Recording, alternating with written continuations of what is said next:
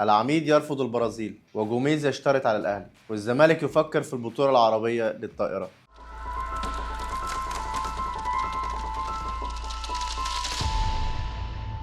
العميد يرفض مواجهة البرازيل وديا. رفض حسام حسن المدير الفني لمنتخب مصر خوض مباراة ودية دولية في شهر نوفمبر أمام منتخب البرازيل بكامل نجومه وفقا للعرض اللي وصل من إحدى الشركات برغبة منتخب البرازيل في خوض مباراتين مع منتخبين أفريقيين. وتم ترشيح منتخب مصر لخوض إحدى اللقاءات ضمن الاستعداد لنهائيات كأس العالم 2026 بعد ضمان البرازيل التأهل إلى النهائيات. حسام حسن دعم رفضه بأنه في شهر نوفمبر يجب أن يخوض مباريات أفريقية من أجل الاستعداد إلى نهائيات كأس الأمم الأفريقية بالمغرب واللي هتقام في شهر ديسمبر ويناير 2026، ويجب أن تكون المواجهات أفريقية عشان المنتخب يقدر يستعد لكأس الأمم الأفريقية. وده صدم اتحاد الكرة واللي أجل حسم القرار النهائي والرد على عرض البرازيل بعد الانتهاء من مباراة بوركينا فاسو واللي هتقام يوم الثلاث في الجولة الثامنة في تصفيات كأس العالم، لأنها مباراة حسم الصعود للمونديال ولازم يكون في تركيز في اللقاء وبعدها نشوف ودية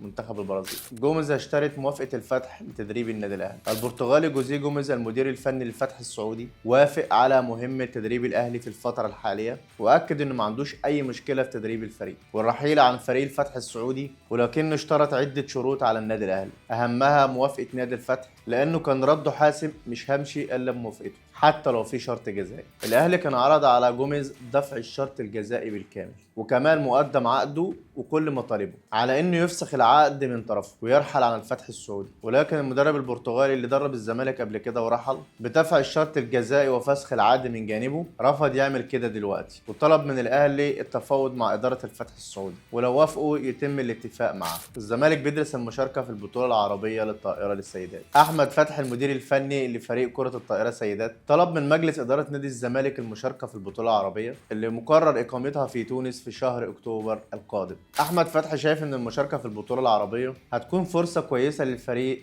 في بداية الموسم الجديد، وإن الفريق محتاج خوض مباريات قوية زي البطولة العربية، ويجب مخاطبة الاتحاد العربي للحصول على الموافقة للمشاركة في البطولة. الزمالك يدرس استعارة كريم هنداوي في بطولة العالم للأندية. نادي الزمالك في الفترة الحالية بيدرس استعارة كريم هنداوي حارس مرمى منتخب مصر كرة اليد للمشاركة مع الفريق في كأس العالم للأندية واللي هتقام في مصر خلال الشهر الحالي، وده بعد انتقاله لفريق فيتسلار الألماني. كريم هنداوي كان حاطط من ضمن شروطه في الاتفاق مع الفريق الألماني انه ممكن يشارك مع الزمالك في كأس العالم للأندية في حالة طلبه ده بدون مقابل مادي، وده اللي بيتم الاتفاق عليه خلال الفترة الحالية. خلصنا حلقتنا النهارده، استنونا في الجديد، وما تنسوش تسيبوا رأيكم في التعليقات. سؤال حلقتنا النهارده: رأيك في رفض قرار حسام حسن بعدم خوض مباراة مصر أمام البرازيل قبل كأس الأمم الأفريقية؟